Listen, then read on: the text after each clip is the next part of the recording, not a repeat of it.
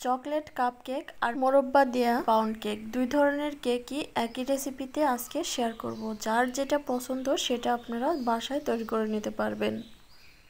আর আগেই বলে রাখছি, একই পদ্ধতিতে বানিয়ে আপনারা এটা চুলাতে বা ওভেনে যে কোনো কিছুতে বেক করে নিতে পারবেন। আসসালামু আলাইকুম, আমি শাপলা কিচেন অ্যান্ড ব্লগে নতুন একটি রেসিপি দেখার আমন্ত্রণ জানিয়ে শুরু করছি আজকের রেসিপি। প্রথমে আমি এখানে নিয়ে নিচ্ছি আটা। আপনারা চাইলে কিন্তু ময়দাটাও নিয়ে নিতে পারেন, ময়দাতে কেকটা খুব ভালো আসে। তো 1.5 কাপ পরিমাণে আটা নিয়ে নিয়েছি আমি এখানে। তো আটাটা কিন্তু চেলে নিতে হবে, আমি প্রথমে ভুলে গিয়েছিলাম, পরে চালনিতে ঢেলে নিয়েছি। আটা নেওয়ার পরে এখানে দিয়ে দিচ্ছি কর্নফ্লাওয়ার। কর্নফ্লাওয়ারটা আমি 1.5 টেবিল চামচ পরিমাণে দিয়ে দিয়েছি। আপনারা চাইলে এখানে কর্নফ্লাওয়ারটা বাদ দিয়ে দিতে পারেন, কারণ কর্নফ্লাওয়ার সবসময় সবার ঘরে থাকে না, তবে দিলে ভালো একটা রেজাল্ট আসে। দিয়ে দিচ্ছি 2 টেবিল চামচ পরিমাণে গুঁড়ো দুধ, 1 চা চামচ পরিমাণে বেকিং পাউডার, হাফ চা চামচ দিয়ে দিচ্ছি বেকিং সোডা,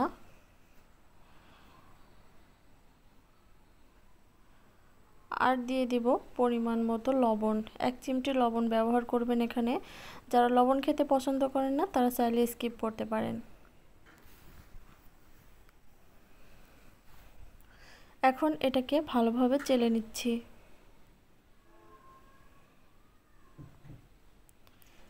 যেগুলো দলা পেকে রয়েছে সেগুলো এভাবে চামচ দিয়ে একটু ভেঙে দিচ্ছি।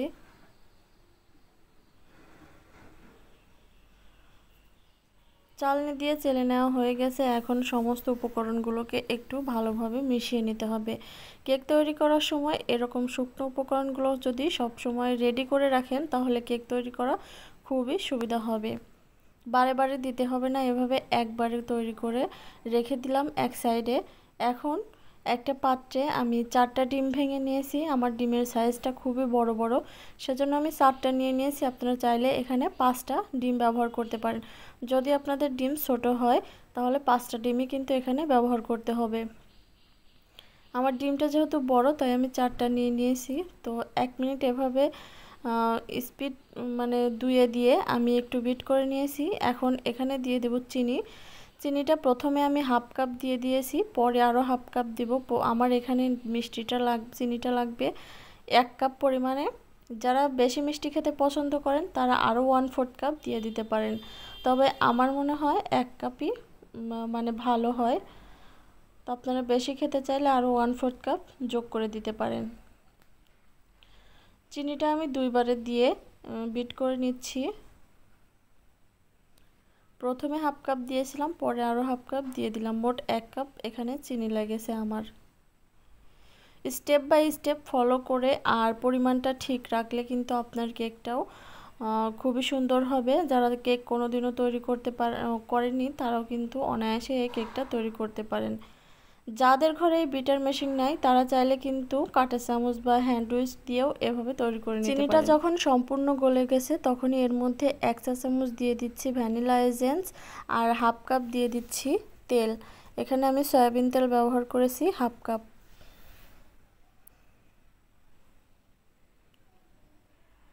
তেলের পরিমাণটা আরও একটু বাড়িয়ে দিতে হয়, তবে আমার মনে হয় হাফ কাপই যথেষ্ট। এখন অল্প অল্প করে ময়দা দিয়ে, মানে যে আটাগুলো আমি রেডি করে রেখেছিলাম সেই আটা অল্প অল্প করে দিয়ে মিশিয়ে নিতে হবে। তো বিটারের কাঁটা আমি খুলে নিলাম। এখন একটা কাঁটা দিয়ে এটাকে এভাবে ঘুরিয়ে ঘুরিয়ে মিশিয়ে নিতে হবে। অল্প অল্প করে আটা দিয়ে তারপরে মেশাবেন, তাহলে মেশাতে খুবই সুবিধা হবে।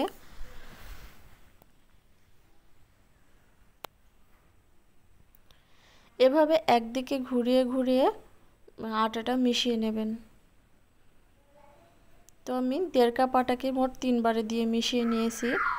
কেক বানাতে গেলে সম্পূর্ণ স্টেপই কিন্তু ফলো করেন। অনেকেই বলেন যে আমার কেক হয় না, তো তাদেরকে বলছি সম্পূর্ণ স্টেপ বাই স্টেপ কিন্তু ফলো করে রাখবেন।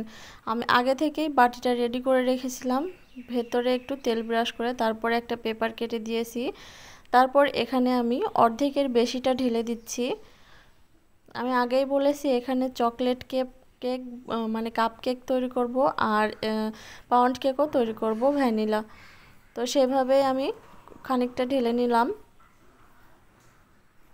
একটা টুথপিক দিয়ে এভাবে ঘুরিয়ে নিলে ভেতরে যে বাবলসগুলো থাকে সেগুলো বের হয়ে যায়। তো এটা এক সাইডে এখন রেখে দিচ্ছি, একটু ট্যাপ করে দিচ্ছি।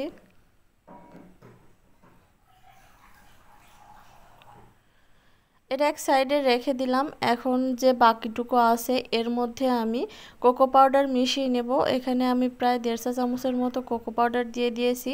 আপনারা যারা কালারটা একটু বেশি চান তারা কিন্তু 1 টেবিল চামচ পরিমাণে দিয়ে দিতে পারেন।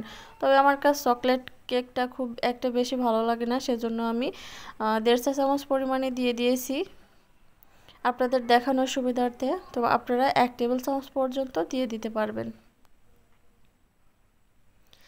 যাতে হালকা একটা কালার আসে সেইভাবেই কিন্তু আমি দিয়ে দিয়েছি।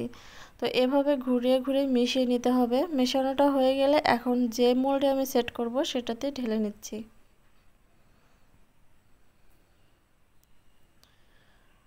দেখতেই পারছেন কিভাবে আমি খানিকটা বাকি রেখে রেখে দিয়ে দিচ্ছি, একেবারে ভরাট করে দিতে যাবেন না, কারণ কেক যখন ফুলবে তখন কিন্তু আর আটবে না। তাই বাকি মানে 1/3 পর্যন্ত দিয়ে দিবেন, 3 ভাগের 1 ভাগ খালি রেখে দেবেন। তো এভাবে আমি দুটো বাটি রেডি করে রেখেছিলাম। এখন এখানে দিয়ে দিচ্ছি মোরব্বা। আপনাদের যাদের ঘরে মোরব্বা আছে তারা দিয়ে দিতে পারেন, যাদের ঘরে নেই তারা স্কিপ করতে পারেন। তবে আমার কাছে মোরব্বা দেওয়া কেকটা খেতে বেশি ভালো লাগে, সেজন্য আমি এখানে মোরব্বাটা দিয়ে দিলাম।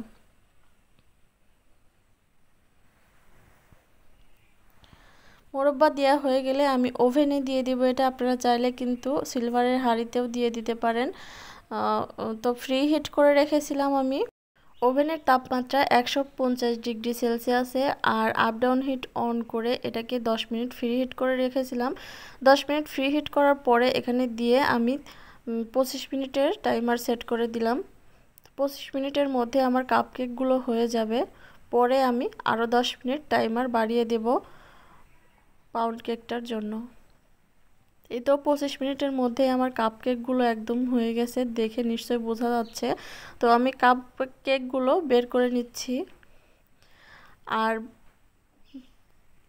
পাউন্ড কেকটা আমি রেখে দিচ্ছি, আরও 10 মিনিট দিয়ে দিচ্ছি টাইমার লাগিয়ে, কারণ ওটা একটু বড়, ওটা হতে একটু সময় লাগবে।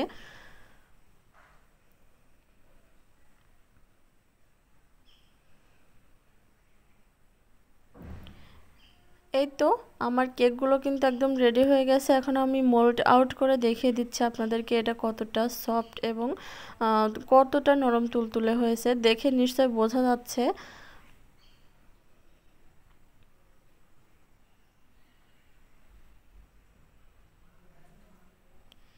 এভাবে কেক কিন্তু আপনারা বাসায় যে কোনো সময় তৈরি করে নিতে পারবেন। আর যদি আপনাদের কাছে ওভেন না থাকে সেক্ষেত্রে চুলায় ব্রেক করতে পারেন। সিলভারের হাঁড়ি প্রথমে প্রি হিট করে নেবেন কিছুক্ষণ, জাল করে যখন হাঁড়িটা খুব ভালোভাবে গরম হয়ে যান, নিচে একটা স্ট্যান্ড বসিয়ে তার উপর দিয়ে 30 থেকে 35 মিনিটের জন্য মিডিয়াম টু লো হিটে ব্রেক করে নিলেই হয়ে যাবে। কেকগুলো দেখে নিশ্চয়ই বুঝতে পারছেন এটা কতটা পারফেক্ট হয়েছে। তো আপনাদেরকে আমি ভেঙে দেখিয়ে দিচ্ছি। কাপকেকগুলোর কালার কিন্তু এইরকম এসেছে। আপনারা যদি কোকো পাউডারটা একটু বেশি দিতেন তাহলে একটু বেশি গাঢ় আসতো। তো এই যে দেখুন ভেতরে কতটা সফট হয়েছে।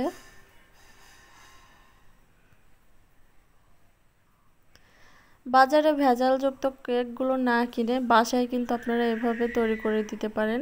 আমি এই কেকটাও একটু কেটে আপনাদের সাথে শেয়ার করছি।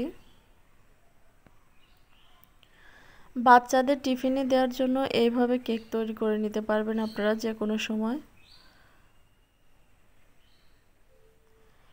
আমার কেকগুলো কীরকম হয়েছে অবশ্যই কিন্তু কমেন্ট করে জানাবেন। ভালো লাগলে বেশি বেশি লাইক, কমেন্ট এবং শেয়ার করে দেবেন।